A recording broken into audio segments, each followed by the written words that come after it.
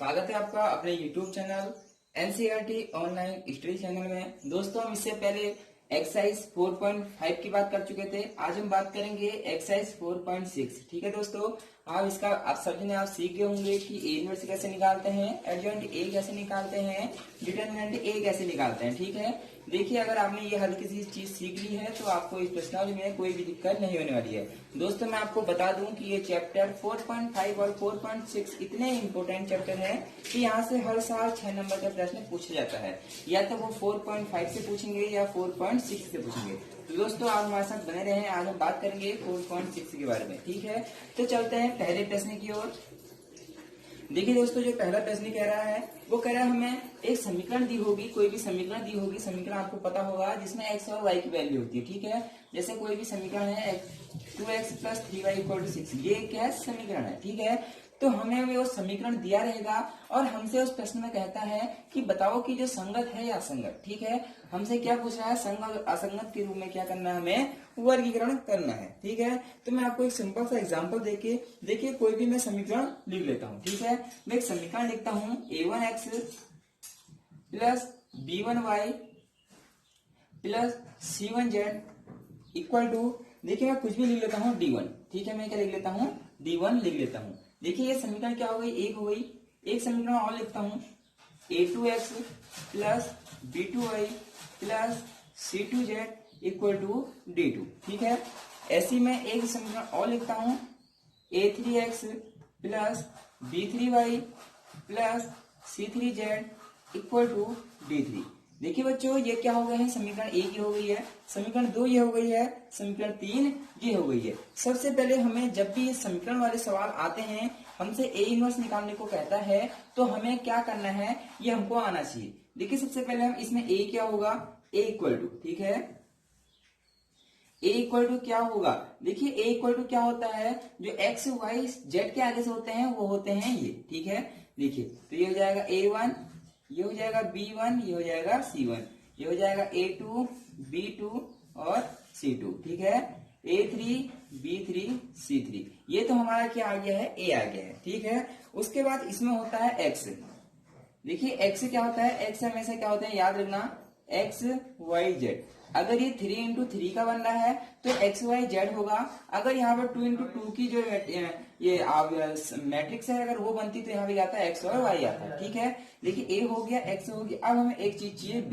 ठीक है, इसमें b क्या होता है? देखना, जो भी इक्वल के इधर होते हैं ये क्या होते हैं? b होते हैं। तो b क्या हो जाएगा? d1, d2 और d3। ठीक है, ये देखिए ये 3 चीज हमें निकालना इसमें क्या है? आवश्यक है। इसके बाद हमें क्या करना होता है? इसका एक सिंपल सा फॉर्मूला होता है। देखिए फॉर्मूला क्या होता है? ax = b।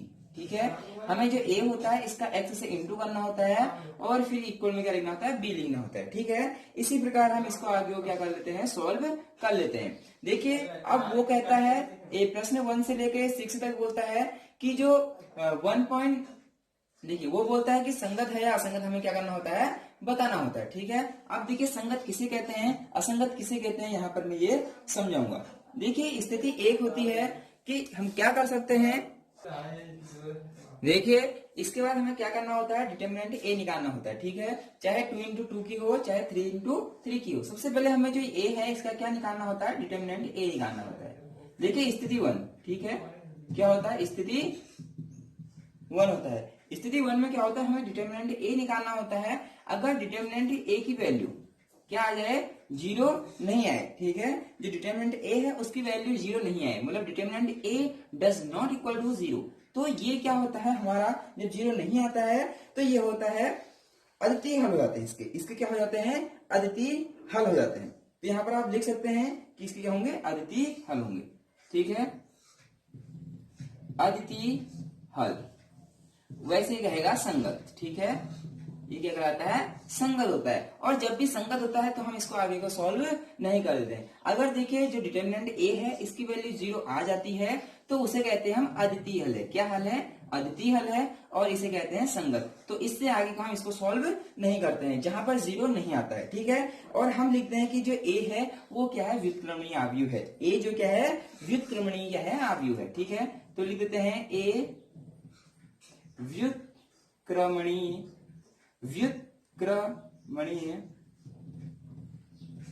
आव्यूह है। ठीक है, जो ए क्या है वो क्या है, व्युत्क्रमणीय आव्यूह है। देखिए इसके बाद दूसरी कंडीशन स्थिति 2 आ सकती है।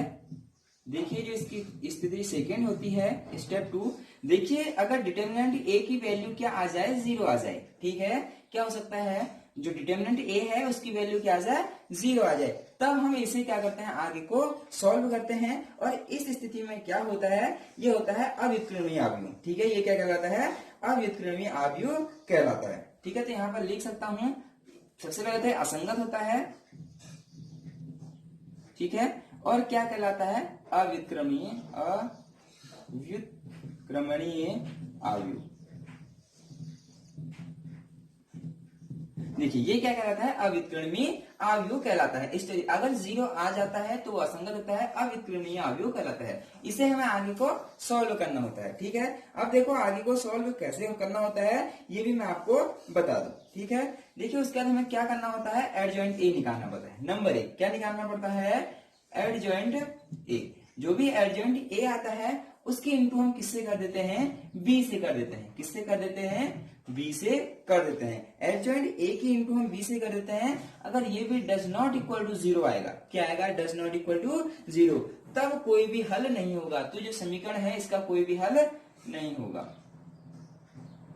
कोई भी हल नहीं होगा। ठीक है दोस्तों, देखिए आपको क्या करना है, इन्हें नोट कर लेना है, क्योंकि जो चैप्टर है अभी मैं आपको समझाऊंगा इससे एग्जांपल, ये काफी अच्छी चीज है। ये सबसे पहले आपको नोट करनी जरूरी है। ठीक है, जब आप इसे नोट कर लेंगे तो आगे वो प्रश्न कुछ भी नहीं है, आपको काफी इजी प्रश्न लगेंगे और प्रश्नावली की वजह से। ठीक है, देखिए जो इसका दूसरा है, अगर मैं क्या निकालूं, एडजॉइंट ए निकालूं और उसके इंटू में बी से कर दूं, अगर वो क्या आ जाए, 0 आ जाए, उसकी जो वैल्यू है वो क्या आ जाए, 0 आ जाए, तब उसके क्या होंगे, अनेक हल होंगे। तब उसके क्या होंगे, अनेक हल, अनेक हल। ठीक है दोस्तों, देखिए आपको यहां तक दिख रहा होगा। ठीक है, आप नोट कर सकते हैं, यहाँ पे इसके क्या होंगे, अनेक हल होंगे। तो आप समझ गए हैं, हमेशा क्या करना है, जब भी इस रूप में समीकरण देनी है तो उसका ए, एक्स और बी हमें नोट कर लेना है। ए एक्स इक्वल टू क्या करना है, उसका बी करना है, ये हमेशा फॉर्मूला लगेगा, चाहे 2 इंटू 2 का हो चाहे 3 इंटू 3 का हो। ठीक है, स्थिति 1 जो डिटर्मिनेंट ए है, अगर उसकी वैल्यू 0 नहीं आती है तो अद्वितीय हल होगा, उसे हम सॉल्व नहीं करेंगे। ठीक है, स्थिति 2 है, अगर डिटर्मिनेंट ए 0 आ जाता है तो वो असंगत होगा, उसको हम व्युत्क्रमणीय आव्यूह कहेंगे, उसको आगे को हम सॉल्व करेंगे। सॉल्व क्या करेंगे, उसके बाद ये करेंगे, एडजॉइंट ए निकालेंगे और बी से इंटू करेंगे और क्या कर देंगे, अगर 0 आ जाता है तो कोई भी हल नहीं होगा, अगर 0 आ जाता है तो उसके क्या होंगे, अनेक हल होंगे। ठीक है, आप यहाँ पर समझ गए होंगे। मैं चलता हूँ सीधे प्रश्नावली में। अब आप देखना कि प्रश्नावली में कितने अच्छे अच्छे क्वेश्चन हैं। अब अपनी एनसीईआरटी की बुक में देख सकते हैं, जो पहला क्वेश्चन है, x plus 2y equal to 2 दे रखा है, 2x plus 3y equal to 3 दे रखा है। ठीक है, देखो सबसे पहले हमें क्या करना होता है, सबसे पहले a लिख देना होता है कि a क्या है। देखिए इसमें मैं क्या लिख दूंगा, सबसे पहले a लिख दूंगा। ठीक है, आप लिख लें तब तक a b c क्या है करके। दोस्तों अगर आपने हमारे इस चैनल को सब्सक्राइब नहीं किया है, अगर आप पहली बार आए हैं तो आप सब्सक्राइब कर लें। ठीक है, क्योंकि यहाँ एनसीईआरटी पैटर्न पे हर एक प्रश्न कराया जाता है। देखो ए क्या है हमारा, आप देख सकते हैं, ए क्या है, एक्स के आगे से क्या है, कुछ नहीं है, तो यहाँ पे हम क्या मानते हैं, 1 होगा। देखिए फिर क्या है, वाई के आगे 2 है, देखिए एक्स के आगे क्या है, 2 है, वाई के आगे 3 है। ठीक है, ये हमारा क्या हो गया, ए हो गया। ठीक है, उसके बाद आपको एक्स लिखना है। एक्स क्या होता है, मैंने बोला अगर 2 इंटू 2 वाली है तो एक्स और वाई होते हैं, अगर 3 इंटू 3 वाली होती है तो एक्स वाई जेड तीनों होते हैं। ठीक है, ए हो गया, बी हो गया, सॉरी एक्स हो गया। उसके बाद देखिए बी कैसे होता है, मैंने बोला जो ये होते हैं इक्वल की उधर की ओर, ठीक है, वो क्या होते हैं, बी होते हैं, 2 और 3। ठीक है, देखिए ए भी पता चल गया, बी भी पता चल गया और सी भी हमें, सॉरी ए भी पता चल गया, बी भी पता चल गया, एक्स भी हमें पता चल गया। उसके बाद मैंने आपसे कहा था कि संगत असंगत पूछा है इसने, तो हमें क्या करना होगा, डिटर्मिनेंट ए निकालना होगा। ठीक है, डिटर्मिनेंट क्या निकालना होगा, ए निकालना होगा। डिटर्मिनेंट ए निकालने के लिए क्या करते हैं, इसके इंटू इससे करते हैं, 3 1 3, इसके इंटू इससे करते हैं और बीच में क्या आता है, माइनस आता है, 2 2 4। ठीक है, तो देखिए माइनस का 1, जो डिटर्मिनेंट ए आ गया वो आ गया माइनस का 1। देखिए नॉट इक्वल टू 0, इसका मतलब ये 0 नहीं है। और मैंने बताया था जब ये 0 नहीं होता है तो ये क्या होते हैं, इसके निकाय का अद्वितीय हल होते हैं। क्या होते हैं, अद्वितीय हल होते हैं। और या तो क्या होता है, ये संगत होता है। ठीक है, तो मैं लिख देता हूं, अतः निकाय के अद्वितीय हल। ठीक है, अद्वितीय हल अतः ये संगत है, अतः समीकरण संगत है। ठीक है, देखिए दोस्तों इतना सा काम था। अब बताइए आपको ये नहीं आएगा, कैसे नहीं आएगा? सिंपल सा है, डिटरमिनेंट ए निकालना है। अगर जीरो नहीं आता है, कोई संख्या आ जाती है, तो वो अद्वितीय हल होगा, समीकरण संगत होगा। और जब नॉट इक्वल टू जीरो आता है तो हमें करना है, इसको सॉल्व करना नहीं होता है। ये हमारा पहला प्रश्न हो गया। ठीक है, ये ए निकाला, ये एक्स निकाला, बी निकाला। अगर यहाँ पर जीरो आ जाता तो हम क्या करते, वो मैं इससे अगले वाले प्रश्न में बताऊंगा। ठीक है दोस्तों, आप इसे क्या कर लें, नोट कर लें। आपने नोट कर लिया होगा, मैं इसे जल्दी से क्या करता हूँ, रब कर देता हूँ। दोस्तों आप लोगों की पढ़ाई कैसी चल रही है? आप लोग पढ़ाई पर ध्यान देना, ये नहीं कि आप लॉकडाउन में काफी ज्यादा मजे ले रहे हैं। देखिए आपका 12th का है, अगर आप अभी से पढ़ेंगे तभी क्या रहेगा, आगे को आने वाले दिनों में काफी अच्छे बन जाओगे मैथ में। ठीक है दोस्तों, देखिए दूसरी समीकरण है 2x माइनस वाई। ठीक है, 2x minus Y equal to क्या दे रखा है हमें, 5 दे रखा है। क्या दे रखा है, 5 दे रखा है। उसके बाद दे रखा है x plus Y equal to क्या दे रखा है, 4 दे रखा है। ठीक है, अब इसे क्या करते हैं, हम सॉल्व करते हैं। देखिए सबसे पहले a इसमें क्या है। ठीक है, सबसे पहले क्या है, a क्या है। देखिए x से क्या है 2, यहाँ देखिए माइनस। ठीक है, माइनस y है। देखिए y के आगे से कुछ नहीं होता, 1 होगा, लेकिन क्या होगा, माइनस का 1, क्योंकि चिन्ह क्या आएगा, माइनस का। x से आगे से कुछ नहीं है तो क्या होगा, 1। y के आगे से कुछ नहीं है तो क्या होगा, 1 होगा। ठीक है, देखिए ये तो हो गया हमारा a। अब हमें निकालना है x। ठीक है, x से क्या होता है, x और y होता है हमेशा। ठीक है, उसके बाद b हमारा क्या होता है, देखिए 5 और 4, 5 और क्या आ गया, 4 आ गया।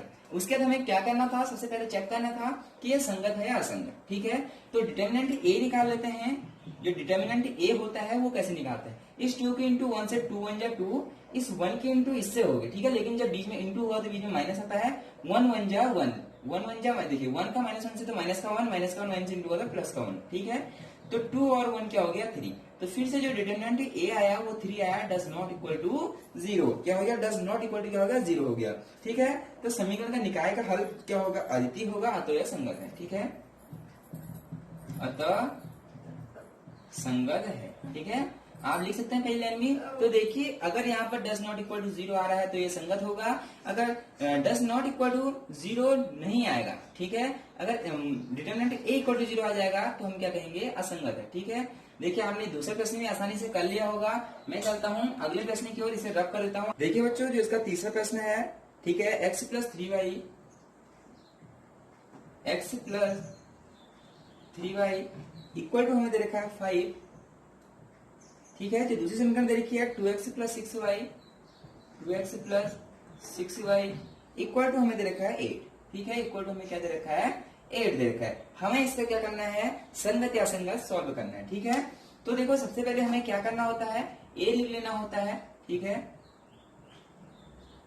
देखिए a क्या है, x के आगे से कुछ नहीं तो 1, y के आगे से क्या है 3, यहाँ 2 हो जाएगा, यहाँ क्या हो जाएगा 6 हो जाएगा। ठीक है, ये a हो गया। अब हमें x, देखिए x y तो ऐसे ही रहते हैं।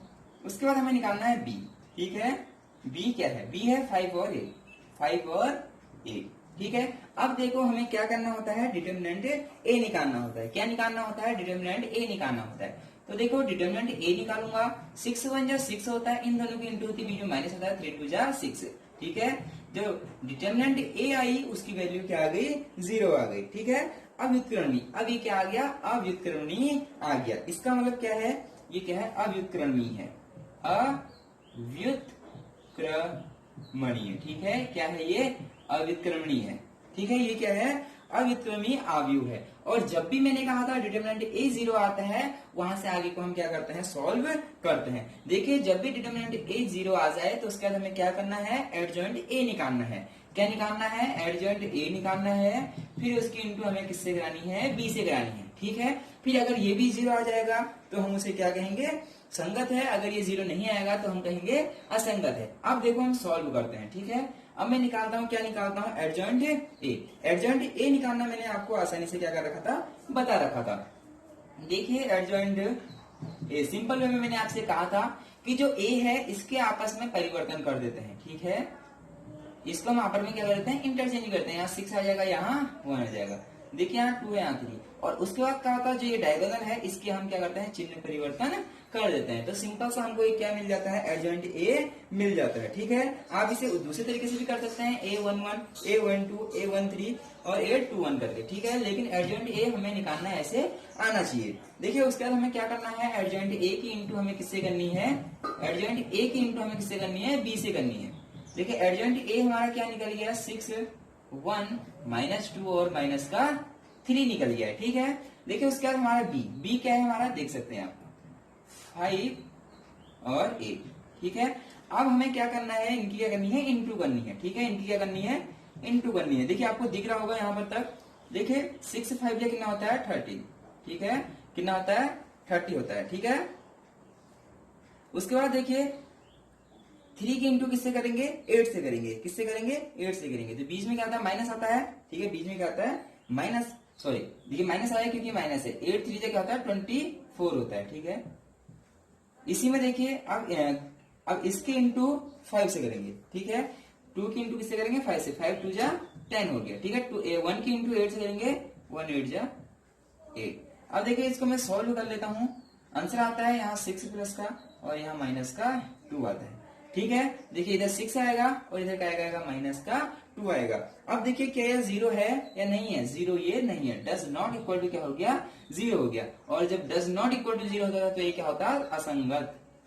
ये क्या होता था, असंगत। ठीक है, ये क्या है, असंगत। यही हमें बताना था, संगत असंगत। तो एक बार और समझ लें इसको, अगर डिटरमिनेंट ए 0 आ जाता है तो हमें एडजॉइंट ए निकालना होता है, एडजॉइंट ए का इंटू बी से करना होता है। अगर वो डज नॉट इक्वल टू 0 आ जाए तो वो क्या होता है, असंगत। अगर यहाँ पर 0 आ जाता था फिर ये क्या होता, संगत होता। ठीक है, आपको आराम से समझ में आ गया होगा। अब मैं आपको बताता हूँ 3 इंटू 3 के। ठीक है, देखिए बच्चों इसमें चौथा प्रश्न है। ठीक है, 3 इंटू 3 वाला है, इसे देख सकते हैं। देखिए चौथा क्वेश्चन है, देखिए x plus Y plus Z equal to 1। ठीक है, x plus Y plus Z equal to क्या हो सकता है, 1 होता है। ठीक है, उसके बाद देखिए 2x plus 3y plus 2z equal to 2 है। ठीक है, जिसका तीसरी समीकरण दे रखी है ax plus ay plus 2az equal to हमें क्या दे रखा है, 4 दे रखा है। ठीक है दोस्तों, आप मैच कर सकते हैं। एनसीईआरटी की जो 12th की बुक है, फर्स्ट बुक है, देखिए 4.6 का 4th क्वेश्चन। ठीक है, आप देख सकते हैं हमें 3 समीकरण इसमें दी है, इनका हमें पूछ रहा है संगत है या असंगत। तो सबसे पहले हमें क्या करना होता है, ए बी और एक्स हमें लिख लेना होता है। ठीक है, तो देखिए ए क्या होगा, बी क्या होगा और एक्स क्या होगा। देखिए ए क्या होगा, देखिए 1 1 1 2 3 2 ए और ये हो जाएगा 2a। ठीक है, उसके बाद देखिए x क्या होता है, 3 इंटू 3 वाले में x y z। ठीक है, और हमारा जो b होता है वो क्या होता है, 1 2 4 1 2 4 1 2 का 4। ठीक है, 1 2 और 4, ये देखिए। ठीक है, अब देखो हमें सबसे पहले क्या करना है, संगत असंगत निकालने के लिए सिर्फ हमें कुछ निकालना है, जो हमको मैंने आपको शुरू में बता रखा था कि जो a है, ठीक है, इसका हमें डिटरमिनेंट a निकालना होता है। अगर डिटरमिनेंट a 0 आ जाता है तो उससे फिर हम आगे को सॉल्व करते हैं। अगर डिटरमिनेंट a 0 नहीं आता है फिर हम इसको सॉल्व नहीं करते हैं। ठीक है, वहीं पे लिख देते हैं कि जो हल है ये क्या है, संगत है करके। तो देखिए मैं निकालता हूं डिटरमिनेंट a। देखिए मैं आपको एक पहली वीडियो की थोड़ी सी मिस्टेक हो गई थी, उस पहली वीडियो की मिस्टेक को मैं सुधार कर देता हूं। देखिए मैंने आपसे कहा था कि ये प्लस, देखिए जब हम इसे शुरू करेंगे तो मैंने आपसे कहा था यहाँ पर प्लस, यहाँ पर माइनस, यहाँ पर प्लस कहा था। ठीक है, जो थोड़ा सा गलती हो गई थी, देखिए इसमें होता क्या है मैं आपको समझा देता हूँ, स्पेशली समझा देता हूँ, अलग से सबको समझ में आ जाएगा अगर किसी को नहीं भी आया था।